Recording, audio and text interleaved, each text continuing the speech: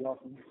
Welcome to If These Tables Could Talk, where we share our unique perspective on a variety of topics. I'm one of your hosts for today. My name is Terry. My name is Robert. This is Patrick.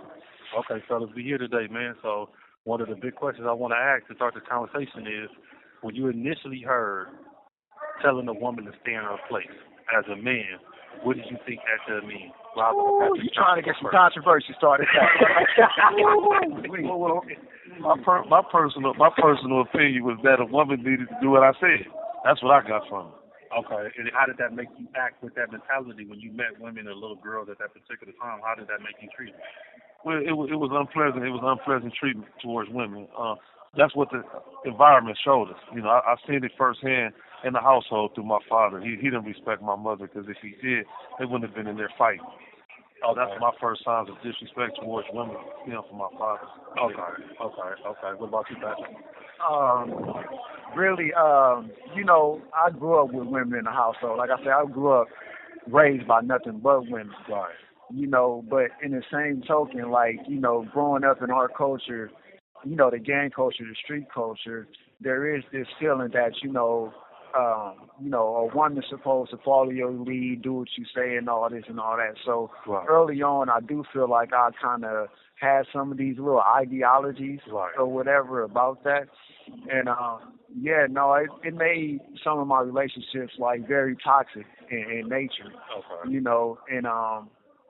It took me a while to kind of really understand, you feel me, that, the real relationship and the real interactions that a man and a woman are supposed to have. But originally off, it was basically mistreatment of women, whether it be verbal disrespect, physical, altercations and things like that. That was the basis for my early relationships with women. Okay. But Terry, what about yourself, man? How did you feel about that? I was initially, when I heard it, I was confused because I grew up in a single parent house with my mom. Right. So when you was telling me that a woman needs to know her place, my mama was in all places. Absolutely. She was going to work. She was taking me to football practice. She was doing these things. So when I was hearing these guys say it, I was just thinking, you must don't got no mama. Right. You know what I'm saying? Or you got an abusive father that's, still demonstrating the bad behavior around your mother. So me at first, I was confused, why y'all saying this? And why are you treating her this way? She needs to do what you say. You don't even know what you want to do. You confused as an individual. So how you going to say who she needs to be when she's taking care of her whole household solely by herself, taking care of her kids? So that was my initial thought. I was kind of confused. I understood what it meant and why people acted a certain way towards other women. When I've seen them demonstrate, I know where they got it from, but that kind of protected me from being a jerk and being that particular kind of person because I was like, nah, I don't understand what that is. Right. So, so that was it. So now as you grew older, you think about that concept. You have a kid, a daughter, or dealing with women. What has it evolved to now? What would you say to those people that spread that negativity, and what would you say to yourself and what you thought and how you acted towards that? Well, me personally, I think they say karma comes to those who do certain things in life. And growing up as a child, I was very disrespectful towards the women. Right. I've never put my hands on her because my mother taught me as an adolescent. She said, Robert, if you got to beat on a woman, you don't need to be with her. Right. But I didn't understand domestic violence came in different fractions, and verbal, physical, financial, and emotional. Right. And I was more of a verbal assassin when it came to disrespect. I used the B word as bad as you can use it, towards a woman. Right. And as time progressed and went on, I started having girlfriends. And when I had certain girlfriends, I didn't respect them because they let me do what I wanted. There wasn't no respect because I ran over them and they allowed me to do what I want. So now you was reading the female part of understanding she needs to know her place. And her place was doing everything you said. And that didn't satisfy you. It didn't satisfy me because I was caught up in an ideology that wasn't even true. It was a false ideology that I was superior to her. Now that I'm older, I understand that we're equal. We're equal the whole time. And that's what the environment is on. Okay. What about you, Mr. Pearson? Well, a lot of my relationships early on, like I say, me and my baby mama, that was one of the most toxic relationships I had been in. My baby mama was a scrapper. She wanted to fight. She had, she had this feeling of if you didn't fight with me, you didn't love me. Right. And, you know, it was crazy because even in my household, I grew up where my mom was the aggressor. Okay. You know, she was the aggressor. She'd come with knives, bats, she gave scraps. You know, they called the police, she going to jail, not the other way around. Like, you feel me? Because that's what made me have kind of respect for my stepfather, because I never seen him actually put his hands on her. Okay. But I seen her going crazy on him. Okay. You know, and I developed a little animosity behind that. Right. Towards women, because the way I seen my mother treat my stepfather. Right. So I had it in my head that I wasn't going to never. This call and your telephone number will be monitored and recorded. So I had it in my head that I was never going to get done like that. Okay. So it shaped how I was going to interact in a relationship very early. Right. And so, you know, I was a little, like I say, I wasn't a flat out like physical abuser. Me and my baby mama was the only like, you know, physical altercation I ever had. Right. But just like my brother Robert said, I was a verbal abuser. Right. You know, stupid this and that. And even when I would get into these little altercations, I'd be like, you know what, I'm leaving. Right. You know, because I've seen my mom kick my stepfather out every time they had a disagreement or an argument. Right. And I said, that would never happen to me. Right. I'm leaving first. Right. You feel me? Yeah. So I always kept me an apartment on the side, Right. somewhere to go and all that like that. So Right. the minute we get into an altercation, I'm gone. Right. But it made it hard for me to, you know, stay in a relationship. Right. You know, because this same toxic behavior that my mom demonstrated at home that kind of, you know, fractured her relationship with my stepfather Right. was then what I adopted on the reverse role, you know, dealing with the women in my life. At what point in your life, after going through all these quarrels and disagreements with your child's mother, did you say that it was enough? Oh, the first time she put me in jail.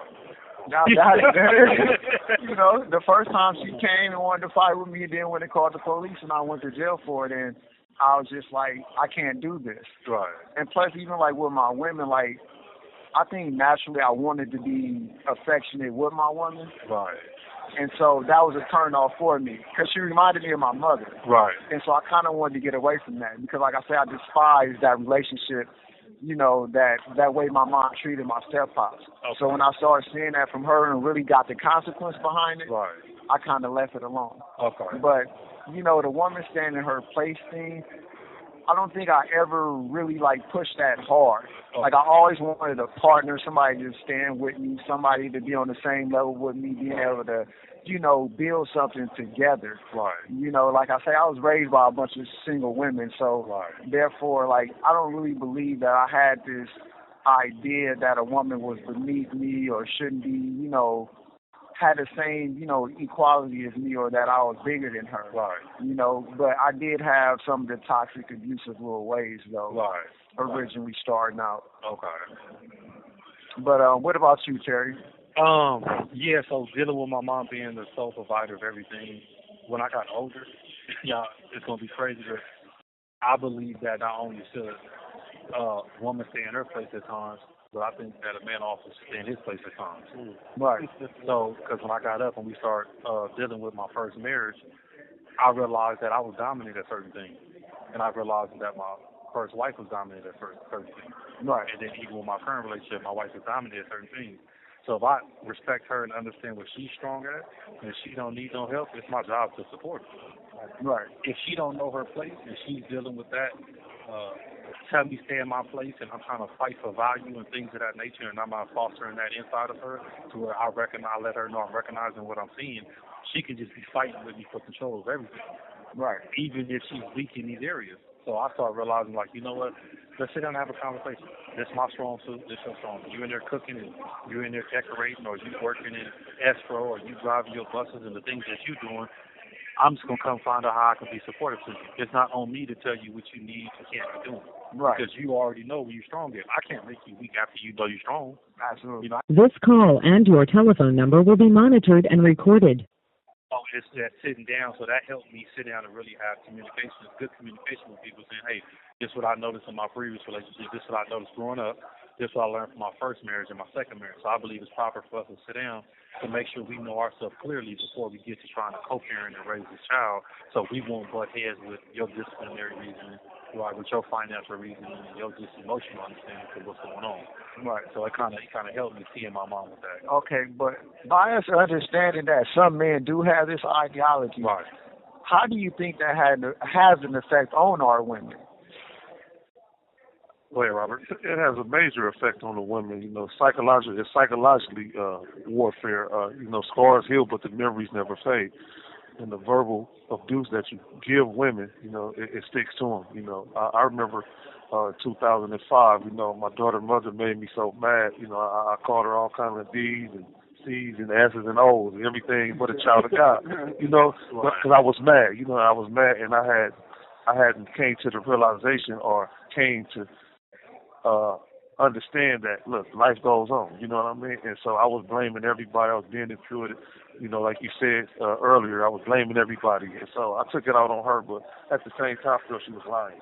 And I asked her a question one day about a situation when my mother and sister had dropped my daughter and her off on a visit, the wayside.